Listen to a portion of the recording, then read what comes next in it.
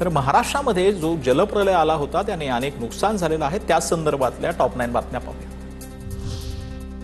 बीडमध्ये सिद्धपणा नदीचा पूर ओसरल्यानंतरची भयंकर दृश्य समोर आले आहेत। शेती पिकं जमीनदोस्त झालेत, अक्षरशः जमिनी खरडून गेलेल्या आहेत, अनेक जनावरं दगावल्यात, अनेकांचे साहित्य पुराच्या परिसरात वाहून गेलेले आहेत।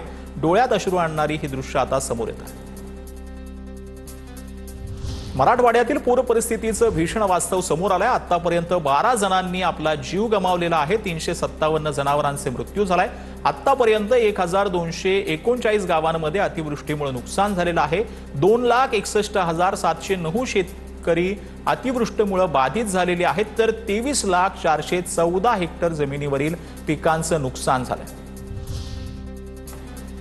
धाराशिवच्या मात्रेवाडीमध्ये अतिवृष्टीचा पहिला बळी गेलाय। 1.5 एकर असणारी शेती वाहून गेल्यानं शेतकऱ्यानं आत्महत्या केली। अतिवृष्टीनं झालेलं नुकसान पाहून शेतकरी मोठ्या विवंचनेत आहेत। लक्ष्मण बाबासाहेब पवार यांनी आपलं जीवन संपवलं। धाराशिवमध्ये आत्महत्याग्रस्त कुटुंबियांना छत्रपती संभाजीराजेंकडून मदत करण्यात आली। मात्रेवाडीमध्ये भेट देऊन त्यांनी 1 लाख रुपयांची मदत केली।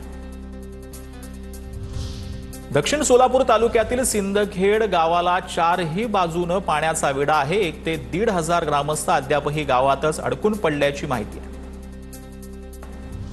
मराठवाड्यातील पूर परिस्थितीमुळे 25 आणि 26 सप्टेंबरच्या वैद्यकीय शिक्षण आणि सर्व तांत्रिक परीक्षा पुढे ढकललेल्या आहेत, तर 28 सप्टेंबरची राज्यसेवा पूर्व परीक्षाही पुढे ढकलण्याची मागणी होती। सोलापूर विजापूर राष्ट्रीय महामार्ग वाहतुकीसाठी ठप्प आहे। दक्षिण सोलापूर तालुक्यातील हतूर गाव जवळील महामार्गावर अजूनही पाणीच आहे। सीना नदीनं रौद्ररूप धारण केल्यानं अनेक भागात अजूनही पूर असल्याचं पाहायला मिळतं। गोदावरी नदीच्या बॅकवॉटरनं नांदेडमध्ये ओढ्या नाल्यांना पूर आलाय। ओढ्यांच्या पाण्यातून रुग्णाचा जीवघेणा प्रवास पाहायला मिळालेला आहे। पुलाची उंची वाढवण्याची गावकऱ्यांची मागणी। बीडच्या आष्टी तालुक्यातील दादेगाव मधला पूल वाहून गेलेला आहे। धामणगाव गीतेवाडीसह काही वस्त्यांना जाणारा रस्ता बंद झालाय। स्मशानभूमी देखील पुराच्या पाण्यामध्ये वाहून गेली आहे।